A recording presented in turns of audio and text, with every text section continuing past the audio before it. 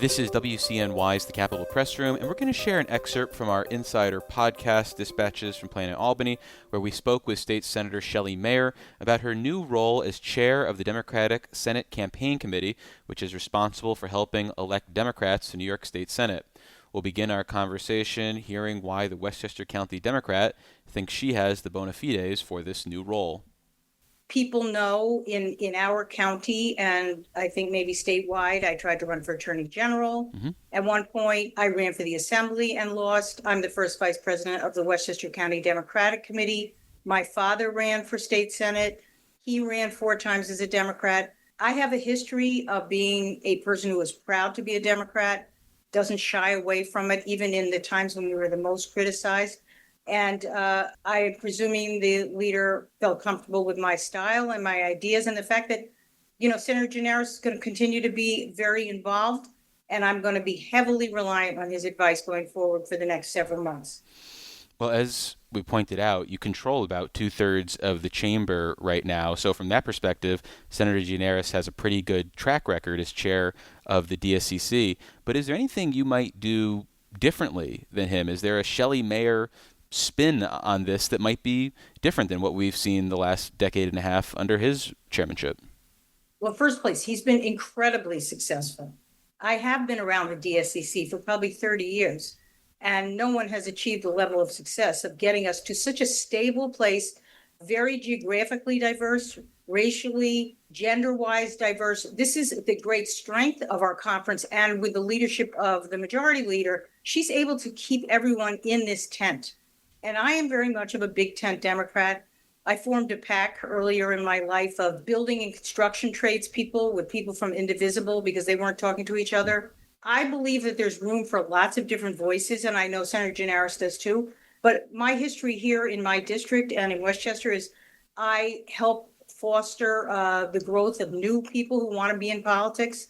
They may have different opinions than mine. I'm very, very supportive. I'm involved right now in a number of campaigns in my own district of encouraging local new people to participate. So I have my own style, which I'm sure will filter into the DSCC, but I think it reflects the strength of our conference. We have different voices. We're not afraid, but the leader keeps a tremendous amount of loyalty to her personally and to what we're trying to achieve for real people. That's why we run. That's why we want to be in the majority. So the things that I hear every day in my district that absolutely motivate me both as a senator and as the head of the DSCC. Well, despite the fact that you guys have 2/3 of the seats in the state Senate, there are clearly some pickup opportunities in 2026. And looking at the map, some of the ones that come to my mind are the retiring Jack Martin's seat, possibly challenging Bill Weber and Rob Rollison in the Hudson Valley, maybe trying to take back Steve Chan's seat in New York City that Yuen Chu held briefly. And then there's the Capital Region where you have Jim Tedisco and Jake Ashby in districts that I'd say are purple probably. Where are you particularly interested in focusing your attention this go around, and why? Well, I think you highlighted the ones that are particularly important to us. I think the discontent with the Trump administration in my district, ICE has sort of run amok in the last few weeks, picking up people who we don't even know who they are. I think the pushback against the Medicaid cuts that this administration and the big beautiful bill forced on us, that has caused a dramatic change in the voices of independents and people who don't affiliate as Democrats. And so I think we have tremendous opportunity to say to these voters, look at us. We stand for responsible governing. We're not ideologues. We are trying to get stuff done. So whether it's Joe Rand in Rockland, whether it's Rory Lanceman, who I know from the Assembly when I was there, who speaks very much about the needs of his district. These are the kinds of candidates and the kinds of campaigns that we believe will use the momentum that Democrats have now. And one should not underestimate the frustration that even those who voted for Donald Trump feel about the economic situation they're facing.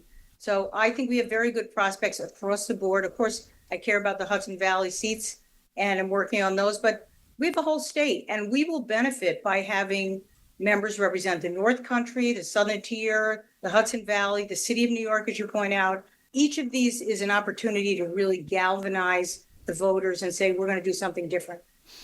So I imagine that nationalization effort and focusing on Trump is probably more effective in those open seats, like where Rory Lansman is running, because we've seen that Republicans like Rob Rollison, like Bill Weber, even Jim Tedisco can get people to split their ticket. So what is it about those races? And you mentioned Joe Rand, for example, who's challenging Bill Weber in Rockland County. What is it about those races where you think you might have unique candidates or unique circumstances where you can finally overcome that sort of local popularity that those incumbents have? Well, I think we have a record to run on, and these new candidates are going to join that. Like, for me, getting to full funding of foundation aid and getting every school in the state substantially additional money this year, 2% when the governor offered 1%, free and reduced lunch to every child, full day pre-K for 4-year-olds outside the city of New York. These are tangible things. And our Republican colleagues voted against half of these things. The ban on ice masks, they voted against it. Reproductive rights protection, including some of the bills that I sponsored, they voted against it. So they may act moderate enough in their district, but the fact is they don't have a record on results. And I think that we do. I feel very confident on what we've achieved. You go back and look at the lowest crime rate in so many years, even though it's always a tragedy when something happens. We have made gun safety a central part of our platform since we got to the majority, and we're going to continue to work on those issues. The cell phone ban in schools, where we work with the governor, game changer. So the Republicans have not been leaders on these issues. They've stayed in the background. We have a track record, and we also have a record of, as I say, a big tent approach. We're not afraid of disparate voices. We're not afraid of new people. We're going to find a path forward, as we have since we've been in the majority, that actually, for example, utility rates. This is me. They call me Miss Con Ed when I walk into the grocery store. I am determined to change the way rates are set. We are getting there. We got further in this budget than anyone could have anticipated, and we have a longer way to go. That's not a partisan issue. We expect people are going to vote for us because we are leading the fight against utility rate setting in this state, and we are going to get it changed. So I think we have a record of results. We have the ability to work together. We work well with the governor and with the speaker and our colleagues in the assembly. And I think people right now are hungry for results-oriented elected officials. So what is then the DSCC's role in these efforts? Are you providing bodies? Are you providing expertise? Is it just about being a piggy bank for those candidates who might struggle to raise money? How is the DSCC helping out, or how do you envision them helping out between now and November? I think in all the ways, I think a piggy bank underestimates the role. Unfortunately, money has a significant role in campaigns. You can't hide from it.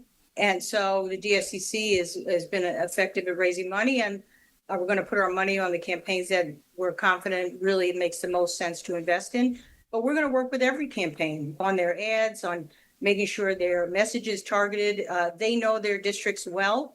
So we're going to work with them on messaging, staff, everything they need. Having run a very, very tough race in 2018 and numerous other races, I have an opponent this year as well. Those of us who have done this before have a good feel for what help we need.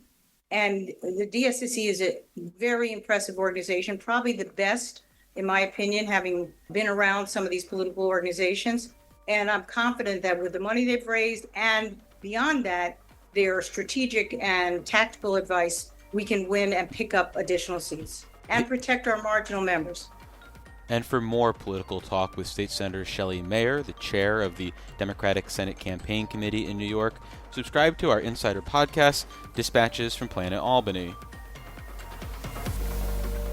Support for the Capitol Press Room is provided by New York State United Teachers, a statewide union of nearly 700,000 professionals in education and healthcare.